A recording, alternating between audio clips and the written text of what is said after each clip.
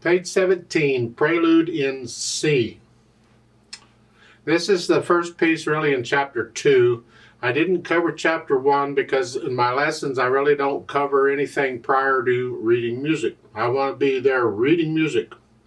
However, I'm going to cover a few high points from chapter 1, just briefly.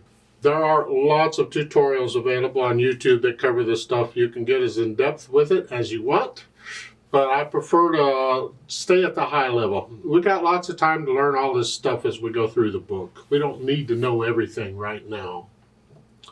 But on page 4, chapter 1, they tell you a little bit about the posture for playing. The idea is to be comfortable and have a nice posture. Don't sloop at the shoulders. Don't reach for the piano and don't have it too close to you where it's scrunched up. It's just the forearm here is basically even with the ground. That posture. The finger numbers, well,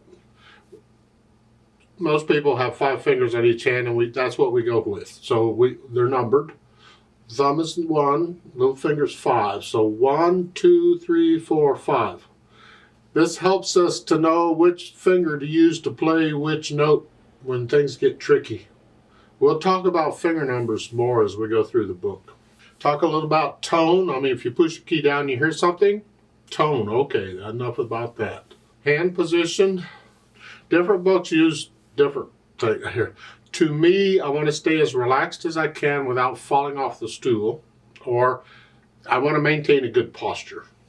But as far as the hand goes, the hand, if you just relax it, it has a natural curl to the fingers. That's it. Don't grab a ball. Don't stretch out or nothing. Just a nice natural curl. Now, as you're playing, there'll be times when you'll curl more or stretch out more.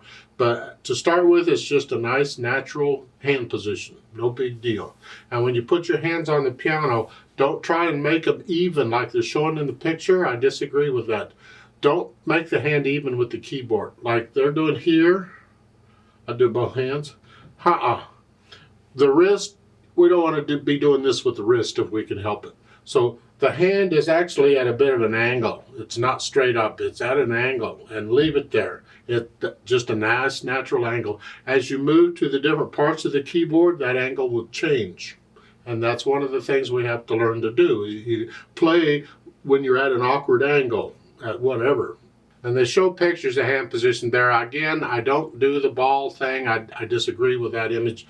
Just relax and let the fingers curl naturally. Don't be, because when you do this, you can feel tension.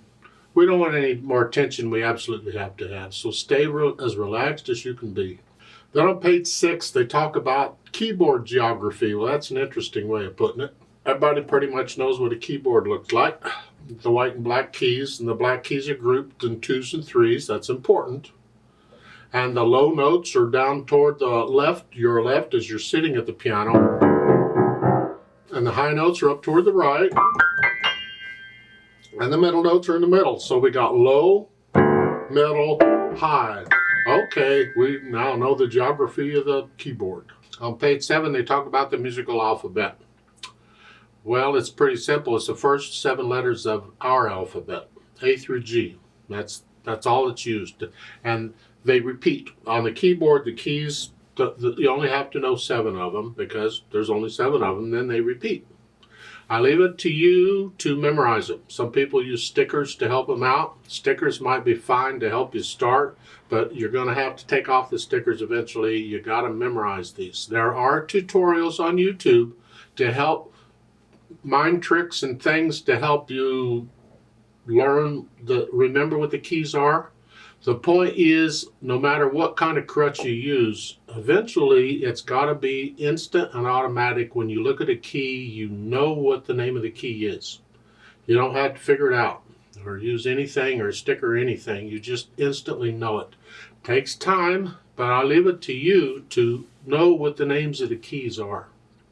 And it's done just briefly with the black keys. That tells us, because all the white keys look alike. They're starting with an A in the book because it's the first letter of the alphabet. I'm going to start with C because we normally start with C, and the piece we're doing is Prelude in C. So a C on the keyboard is at the bottom of a group of 2 black keys. So you have 2 black keys. Well, bottom of it is here. So that's a C. So we got a C, C, C, C. Lots of C's on the keyboard. You go up the alphabet if you need to figure it out. C, D, E, F, G, and then it starts over. There's no H. You start A, B, C. So I'll leave it to you to memorize where they are. C is at the bottom of the 2, a D's in between them, and an E's at the top of 2.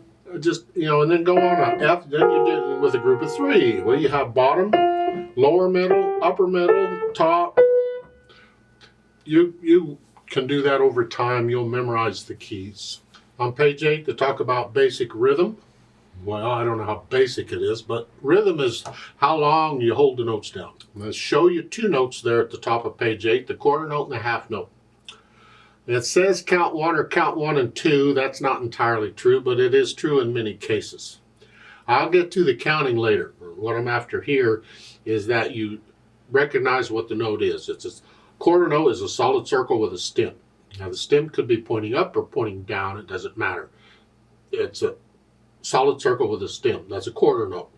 Depending on what country you're from, you might call it a crotchet.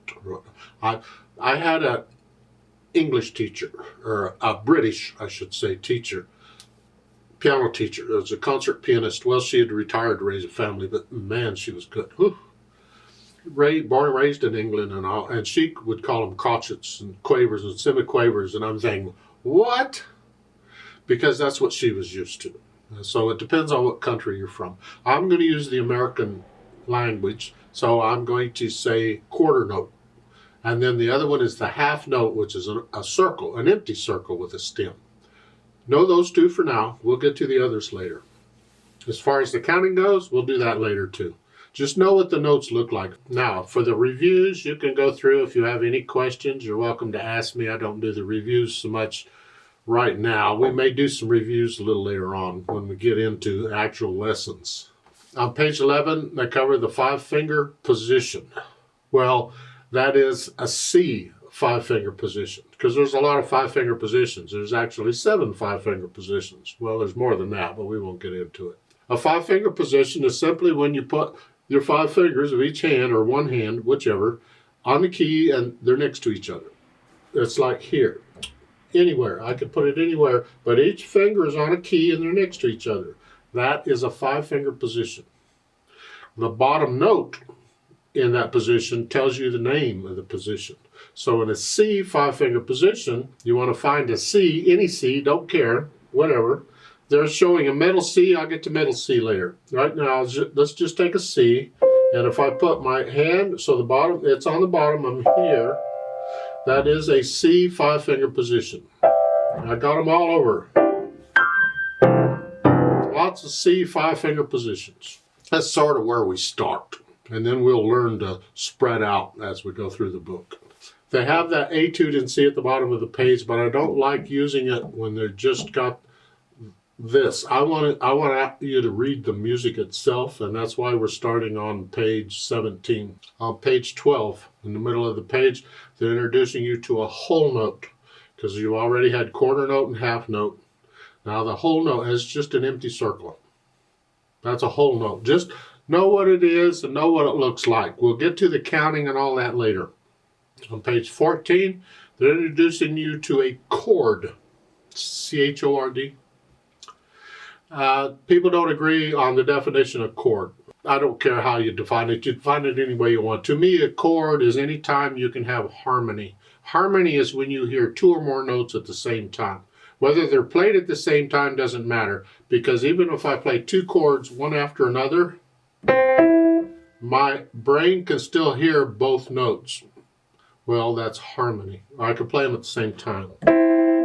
I'm hearing both, that's harmony. And anytime I have harmony, I have a chord. So some people will say it's 3 or more notes. I don't. I say it's 2 or more notes. Some method books say 3, some method books say 2. I've looked it up in different references. They don't agree either. But to me, if it's harmony, 2 or more notes, it's a chord.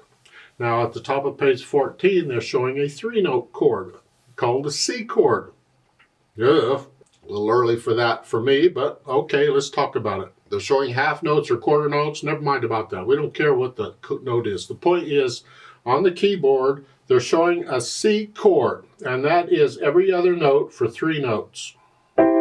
C's on the bottom. Every other note, that's a C chord. Don't know why you need to know that now, but okay, because we're going to get into that pretty heavily, chords, as we go through the book. But you want to know what a C chord is? That's what it is. When you play it, you put your hand in the position, lower the fingers you need, and you lower the whole hand. Don't try and hold the hand still and lower the fingers. Lower the hand down. See, when you play one finger at a time, you can lower the finger and get away with it. But with more than one, you got to lower the hand. So it's here. And listen carefully and try and get the notes down at the same time. I don't, but maybe you can. I've heard professionals not do it too. On page 15, they talk about block and broken chords. I don't know why you need to know that now, but all right. You have 2 flavors of chords, block and broken. Block, or blocked, is when you play the notes at the same time. Whatever chord. However many notes there are on a chord, doesn't matter. They all go down at the same time. Broken is anything else.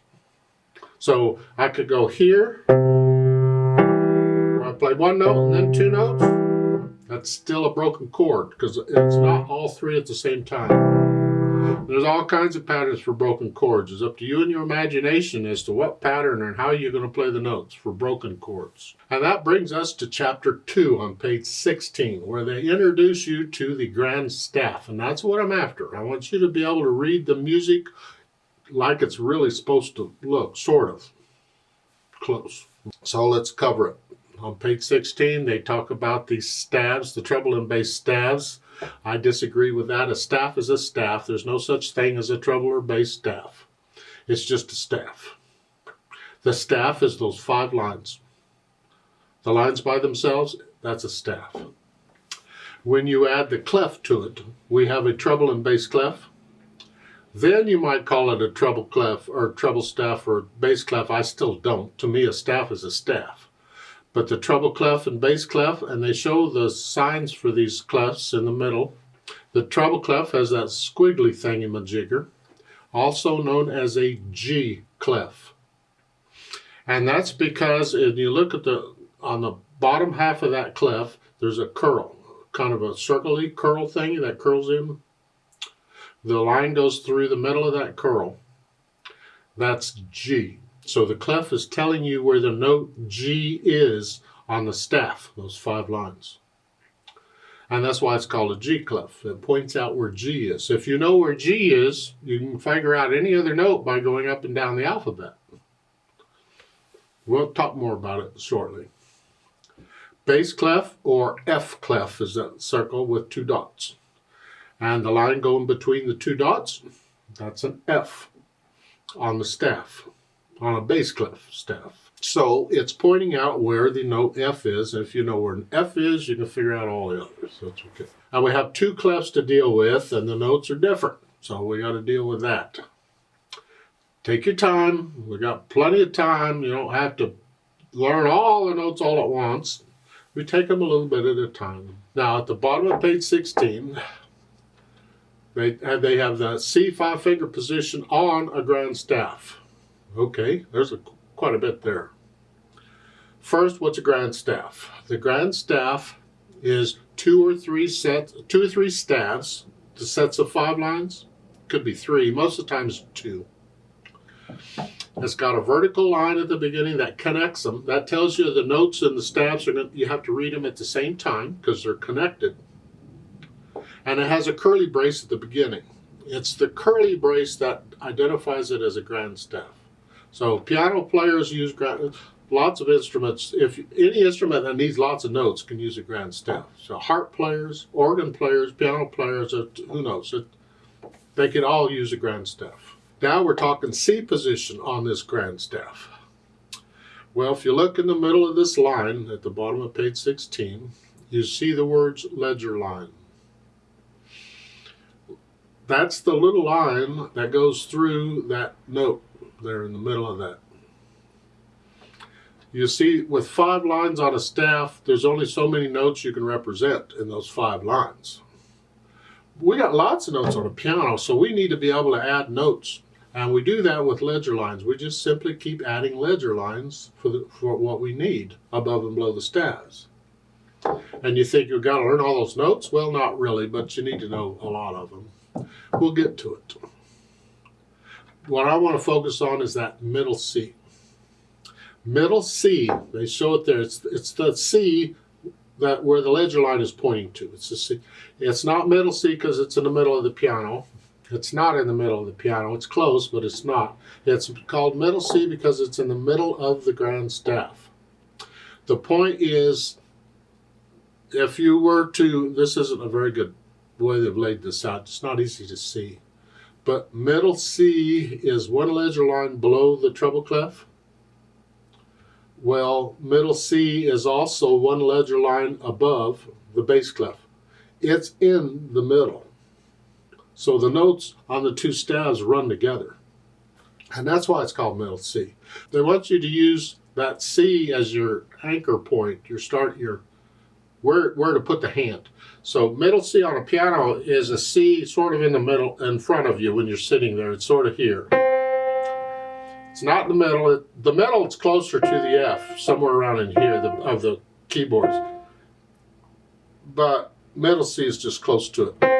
They want you to put your right hand C position here. And for now, if the note's in the upper staff, we're going to use the right hand. If the note's in the lower staff, we're going to use the left hand. There's no rule that says you have to do that, but it's convenient, so we're going to do it that way. Yeah. So we're here. And then in the bottom staff, the little finger's on this C down here. So we're here. So that's the position where the hands go what they want. To play those notes at the bottom of page 16, you got to have your hand in this position. Because of all the C's on the piano, there's only one C that matches that left hand note, and that's this C. It's below middle C. So when you see that note in the music, you play this note on the piano. And it works that way with all the notes. You need to know the names of the keys on the piano, and then we simply associate the key with whichever notes in the music. It takes a little time, so be patient. It comes. Now at the top of page 17, they talk about a time signature. This is where the counting comes in. That's why I don't think a quarter note gets a count and a half note gets 2. No. We don't know how many counts a note gets until we have a time signature. And once we have a time signature, that tells us how many beats or how many counts a note's going to get. Usually there's 2 numbers in it, an upper and a lower number. You see at the top, they show the example of 4/4. That's the most common time signature there is. We'll see it a lot. It tells you how far you have to count. 1, 2, 3, 4, 1, 2, 3, 4, 1, 2, 3, 4. And the bottom number tells you what you're counting, because if you're going to count something, it'd be nice to know what. And the 4 represents quarter note. It's like 1/4 is a quarter. Well, 4 represents quarter note. So it's telling us we're counting 4 quarter notes, or the same as 4 quarter notes in a measure. Well, good. What's a measure? Okay. Let's look at Prelude in C. You have the vertical lines occasionally in the thing. Remember the vertical lines that go through both staves? They tell you to play the staves at the same time. Well, the vertical lines are called measure lines or bar lines. The space between them is called a measure or a bar. It could be called either one. I'm liable to call it either one. So that's telling you in 4/4 time, there are 4 beats or 4 counts in each measure between these lines. There's the same as 4 quarter notes in each measure. Well, look in Prelude in C. In the first measure, you see 4 quarter notes. They don't really look like quarter notes because they put the name of the note in the middle of the note. The name of the note doesn't belong there. I wish they wouldn't do that. Just know they're quarter notes. In the first measure, there's 4 of them, so that's right. In the second measure, you get 2 quarter notes and a half note. A half note is the same as 2 quarter notes. So again, you get a total of 4 counts in the second measure. And if you look at the end of the line, there's a whole note. Well, that's the same as 4 quarter notes. So you see the notes are dividing. Take a whole note, a whole, something. If you divide it in half, you get 2 halves, 2 half notes. If you take a half note and divide it in half, you get 2 quarter notes, 2 quarters. Or there are 4 quarters to a whole, right? 4 quarters is the same as a whole note. It works. It just keeps dividing. You have 8th note, 16th note, 32nd notes to have a ball. So that tells you how long to hold the notes down. That is, how many beats to hold a note down, or how many counts to hold a note down. So in Prelude in C, you'll see this at the beginning, and I have a particular order, a set of steps, a process I go through when learning a new piece of music. Everybody does. You'll develop your own in time how you're going to do it. But since these are my videos, I'm going to use my order, my process. And you can adjust it as you see fit. So when I get a piece of music like this Prelude in C, I'm going to look it over. I see it's 2 lines long. A line is the 2 steps that are connected together that you play at the same time. That's 1 line. So there's 4 stabs here, but it's 2 lines. You're going to read the first line, then you read the second line. It's got treble and bass clef in it, and I always check the clef signs because they don't have to be treble and bass. They could be 2 treble or 2 bass or whatever. So check the clef signs. Make sure you understand what notes you're dealing with.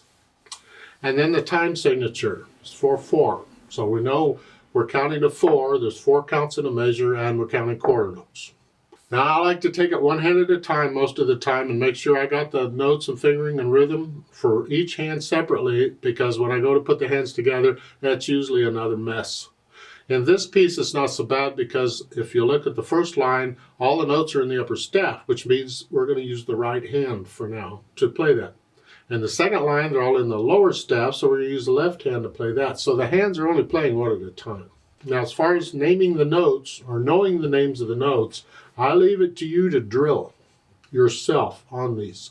You've got 5 here right off the bat to learn. You need to know what they are on the keyboard, the names of the keys on the keyboard, C, D, E, F, G. And you need to know the names of the notes in the music. They put the name in the note, but you need to memorize these. And I leave it to you to drill yourself here. And what I do is I do the play and say method. So we forget the counting. You play the note and say the name of it and just drill yourself. You're here. It's C, D, E, F, E, F, G, G, F, E, D, C. You say the note and play it. Same thing in the left hand. The bottom staff. C, D, E, F, E, F. You get the idea. Just keep at it. Keep at it when you first start learning a piece in this book as we go through. Do that little drill until it's instant. The names of the notes is instant. You don't have to stop and think about it. You don't have to read the note in the music. You don't have to read the name of the note, is what I'm saying. You know what it is in the music instantly. Takes time. Be patient, but it'll come. If the rhythm, the long and shorts are tricky, I'll forget the rhythm. I'll just focus on the notes. So I'm here, and the next note is here, and the next note is here, and I get that. And then once I get the notes down, then I can add the counting, because it's like you're building this one step at a time. So it's 1, 2, 3, 4. 1, 2, 3, 4. 1, 2, 3, 4. 1, 2, 3, 4. So I have to hold that down for 4 counts. Now, when you're first learning a piece, you may have to count the rhythm to make sure it's correct. But once you have the rhythm, once you know what it is, you don't count it anymore because you have it, you feel it. So you just know that you can feel a beat. You don't need to count it. Oh, don't keep counting indefinitely. I might mention in the middle of the page they talk about a stem rule. Don't worry, unless you're into writing music, you don't have to worry about it. Stems can go up or down, and that rule is not hard and fast. You're going to find exceptions to that. But usually, if a note is in the middle line of the staff, the stem will go down. And if it's below the middle line, the stem will go up. You can notice that on the notes or in the music, and you can check and see. But as I said, there are exceptions to that, so don't worry about it. It's just a nice to know thing. Now on the left hand, in the second line here, you're down here in this position, you're going to play these notes. So you go through the same thing we just did with the right hand, counting it, saying the name of the note and a whole bit to make sure you can get the left hand down. And then once we do that, we put the hands together. Well, here it's not so bad because they're only playing one hand at a time, but still put both hands on the keyboard and have them there ready to go. So as you're playing the right hand, the left hand is just there patiently waiting for its turn. And then when you get to the end of the line and you go to the second line, then the left hand plays and leave the right hand there until the song is over. And then at the end, when the song is over, you can lift both hands off the keyboard at the same time. Different teachers teach slightly different on this. They say, well, if my left hand isn't needed to the second line, I can leave it on my lap until I get close here, and then I can put it up, and then once I start the left hand, I can put the right hand on my lap. I'm going to encourage you to leave both hands on the keyboard for now. So don't be moving your hands around. I don't want any extra motion if I can help it. There's a lot more than I need to tell you, but I've thrown so much at you to keep this lesson a little shorter, and I don't expect you to remember all this right now. We're going to go over and over and over it as we go through the book. So we'll just focus on what we've covered. So we need focus on anything we need to know to play this piece. The prelude in C, well, prelude means something and C means something. I'll explain those later. Don't worry about it. It's the title of the piece, the prelude in C. Leave it at that for now.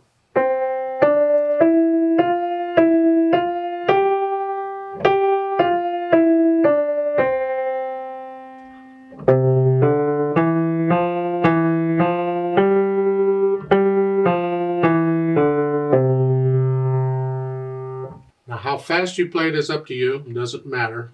Don't copy me, please. You do your thing. Just, it's got to be accurate. The beat has to be even. There can be no hesitations anywhere.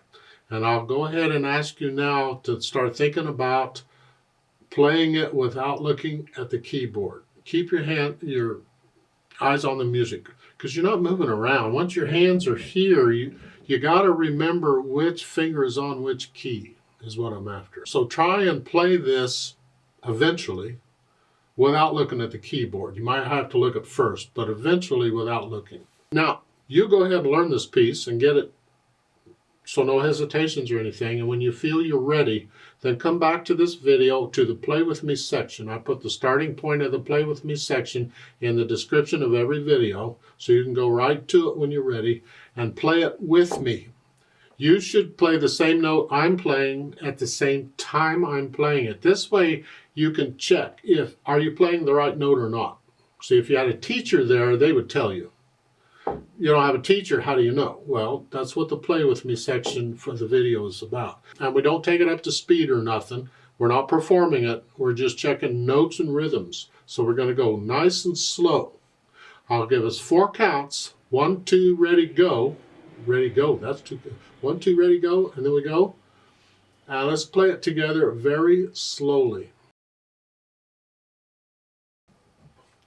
1, 2, ready, go. 3,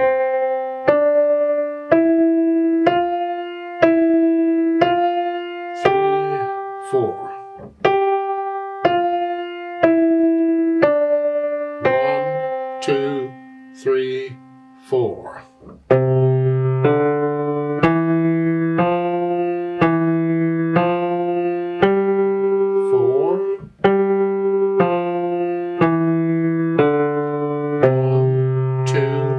3, 4, off.